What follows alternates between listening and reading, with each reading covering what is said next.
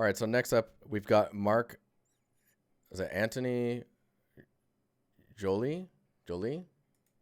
Totally screwing this up, man. I can feel it.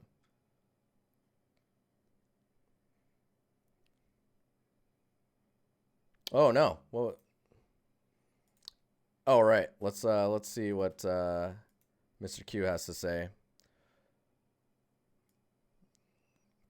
Should I remove any projects that are too old or weak? It's a very common question that comes up in portfolio reviews. Do I create environments that show any specific skill set that is missing? So one of the things I would really say about your portfolio is just make what you really enjoy making. Oh, don't tell me that, Chris. So you've got these scenes here. Nice. You've got some experience. What's going on here? Is it possible to apply to this position an environment created with trim textures? Is it better to apply, if you apply for a position as a level artist, to have environments created entirely by you? Is it possible to apply to this position with a portfolio containing environments created with asset packs? So that's a really good question. This is from Mark in his portfolio review request. Can you make portfolios or environments that have asset packs or mega scans in them? And totally, that's exactly what they're for, right? If games are doing it, you can do it. Now, with that said, I need to feel comfortable that you can also create content. So if there's something in there that you've created, then you're in a good spot already. And if it's on par with all the stuff that I'm seeing next to it, so basically if you're putting mega scans and scan 3D assets or asset pack created content in your environments with your stuff, now you're putting yourself in a position where your stuff has to be to that quality. So you just remember that you're basically forcing yourself to a consistency, which in my opinion, I think is good.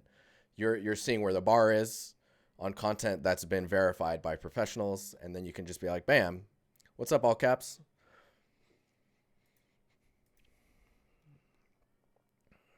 Oh, thanks, Neo. So your portfolio, let's look at some of this older stuff. So this is 3 years old. This seems to be around the range that their older stuff is on here. Let's see what else is going on here. Man, is it me or is Artstation loading stuff really slowly? Look at that. It's still like trying to catch up.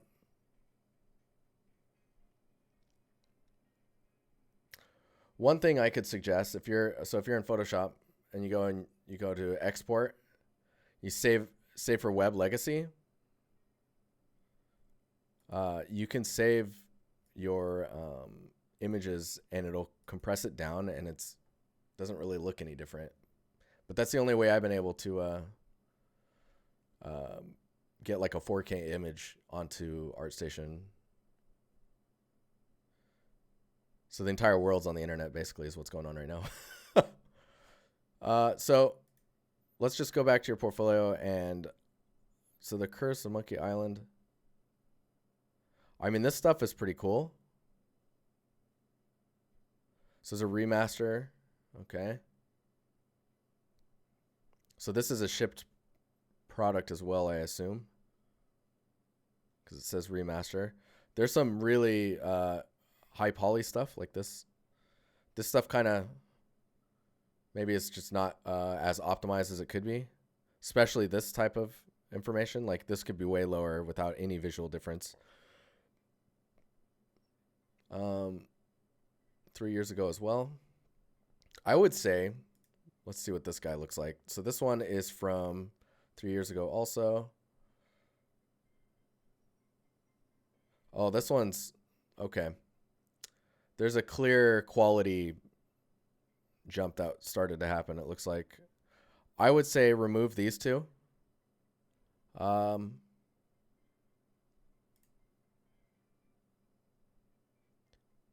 Oh man, come on, Artstation. You got this. Rather, I should be saying, come on, internet, you got this. It's not like the world is trying to load things. So this is cool just because this is professional work, right? I would cut these two out. Let me check these guys out. This one's really cool. Oh, I love that glass.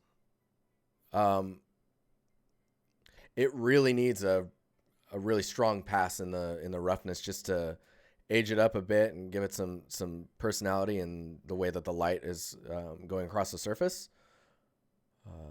Other than that, maybe a detail normal on surfaces like this, and you see like these little pock marks they kind of look low res. And I think if that was a tileable normal that's on top of the same material, you could tile it more to just get that detail. And this information actually looks flipped normal map wise, like it's coming out where I feel like maybe it should be going in. Man, I love that glass. That's so cool. Yeah, and you get this close, and I feel like there should be more stuff happening in here. And don't be afraid to round this more in the future when you're building stuff this close.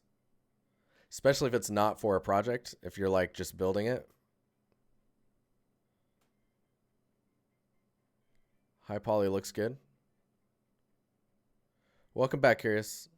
Let's check out these guys here.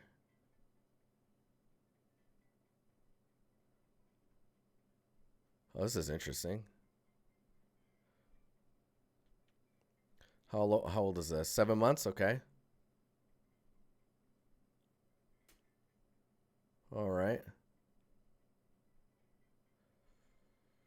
I feel like there's a lot of images of what can be implied for maybe like the first two here. Like, I don't know if you'll need this one or this one. And then for the GIFs, I would see if you could make like a video now, since Artstation accepts videos.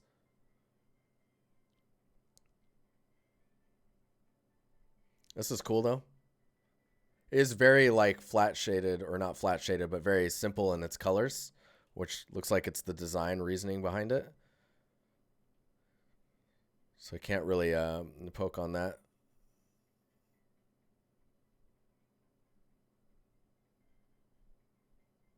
That's cool though. Let's see what else we got going on here. Yeah, I think it's just those. Oh, see, this is even stronger. Dude, this song, I don't know about this. Man, all the music today is not really, I'm not feeling it. Just not feeling it. This is super cool.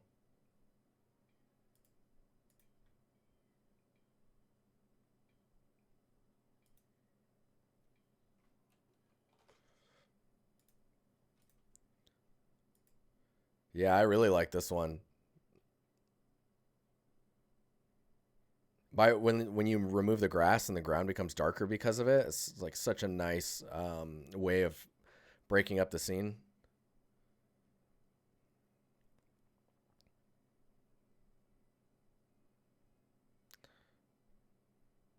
You could probably, for something like this, you could make it so like you can see how the grass becomes more yellow orange or brighter as it goes towards the top, and then as it meets the ground, it matches the color. If you could plug that into like a world space height, and then as you paint grass taller, it becomes more yellow, and as you paint it lower, it becomes darker like this, then you could paint low grass in the traveled areas, and the low grass would be darker, starting to match the ground even more. So you're just shrinking the geometry or squishing it down, and then that gradient is maintaining where it's supposed to be, and the grass is just kind of going under it. This is cool though. When it's this close, I feel like it's probably shining best.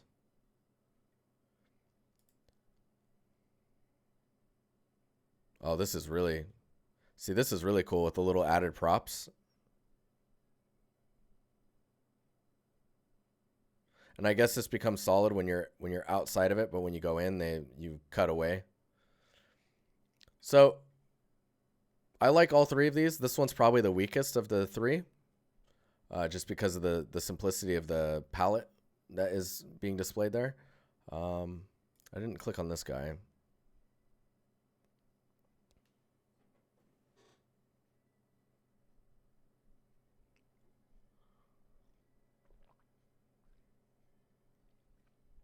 Got to get that coffee. So this one's also, because executed well in the modeling, the materials are all right. I think pushing the, like, why is it so rough like this? Like, I feel like that type of information should be in the roughness. And maybe this kind of normal information that you're getting here, this kind of texture, should be happening.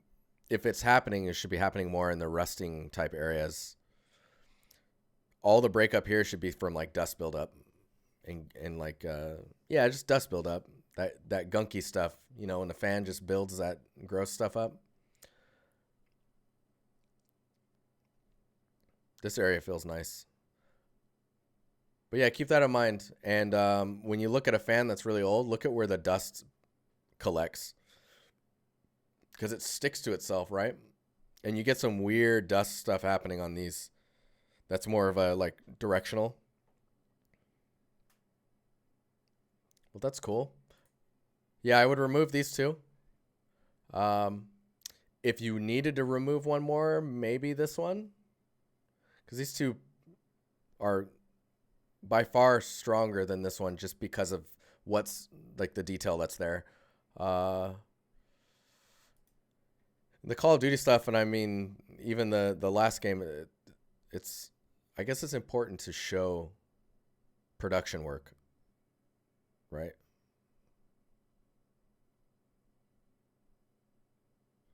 Nice. Yeah, so remove these two, maybe this one. The rest is fine. And if you don't want to remove this, that's completely fine. This isn't going to like destroy you or anything like that. And yeah.